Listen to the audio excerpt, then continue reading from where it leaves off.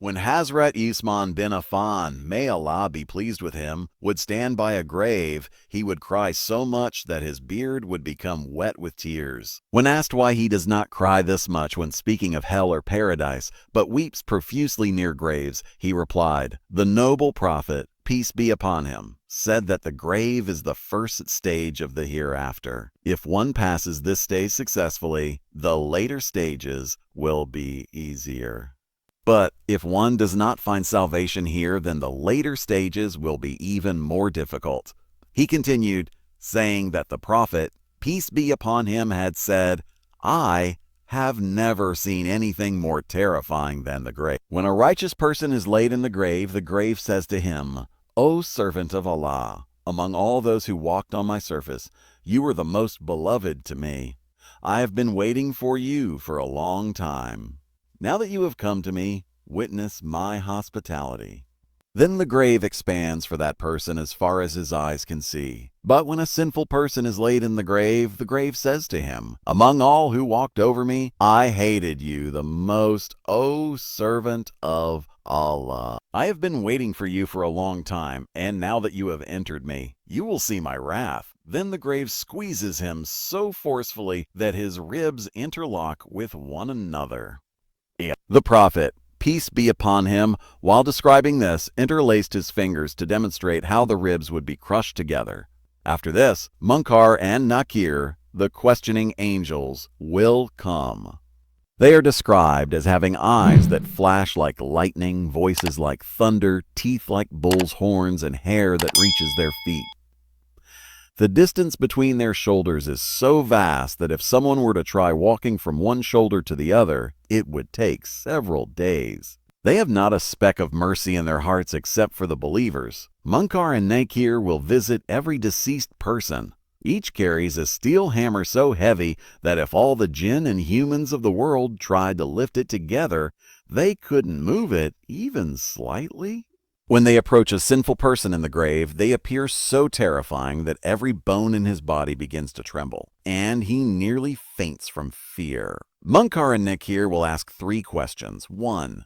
Who is your Lord? Man Rabbuka. 2. What is your religion? Ma dinuka. 3. Who is your prophet? Man nabiyuka.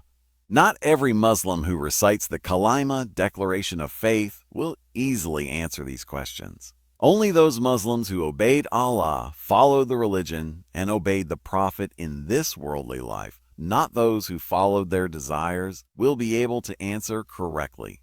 The believers who lived according to Allah's commands, followed the religion, and obeyed their Prophet will easily answer these questions. But the disbelievers and those Muslims who recited the Kalima but did not obey Allah will be unable to answer, even though they know the answers. How? They will say, "La adri, I don't know. The Quran states, 'Have you not seen those who have made their desires their God?'" Then Munkar and Nakir will ask the second question, "What is your religion?" This will be easy for those who practiced Islam in this worldly life. But the Muslim who only recited the Kalima and did not live according to Islamic principles will be unable to answer despite knowing.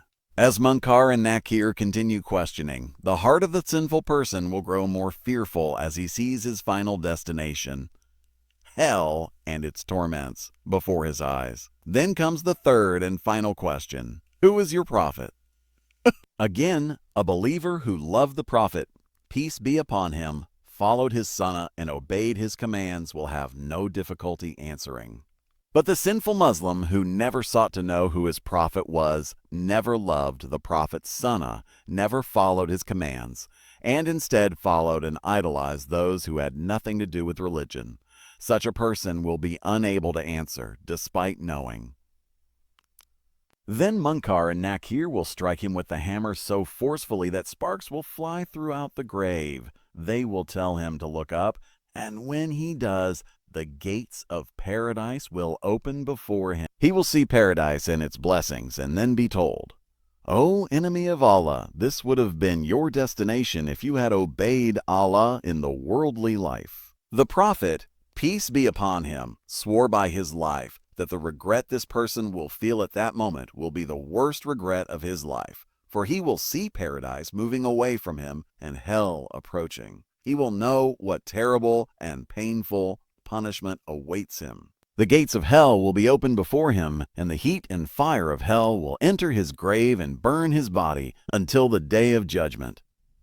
After these 3 questions, a voice will call out, "Dress him in the clothing of hell." Then a man with a terrifying appearance, wearing dirty clothes and emitting a foul odor, will enter the grave of this sinful person. He will say, "Congratulations." The sinful person will ask, "For what are you congratulating me? I am being punished here in the grave." The terrifying figure will reply, "Congratulations for the place, the pain, and the punishment that you have chosen for yourself with your own hands." The sinful person will ask, "Who are you?" Your face brings bad news. The man will look back and say, "I am your evil deeds that you committed in the world. Allah has given me a body so that you can see how horrible, foul-smelling, and terrifying were those deeds that you found so pleasurable." When the sinful person sees this terrifying figure, his dirty clothes, and smells the foul odor, he will realize that his place is only in hell. He will cry and shout, "O Allah, may the day of judgment never come." Because he knows that on that day he will be thrown into the depths of hell, and the punishment of hell is millions and billions of times more painful than the punishment of the grave. The sinful person will receive blind and deaf punishment in the grave, meaning the angels who strike him with hammers will neither see his suffering nor hear his screams. They will continue to punish him until the day of judgment. It is said that if the hammer with which he is being punished were to strike a large mountain, the mountain would be shattered into pieces. His screams will be heard by all creatures of this world except humans and jinn. It is said that 999 serpents will be set upon the sinful person, continuously biting him. The venom of these snakes is so potent that if they were to bite the earth just once, no fruit or plant would grow until the day of judgment. Allah is the greatest. After hearing all this, if you do not change yourself, perhaps you do not love yourself. This video was necessary for me and you, and it is necessary for other Muslims as well. So this video will be an ongoing charity.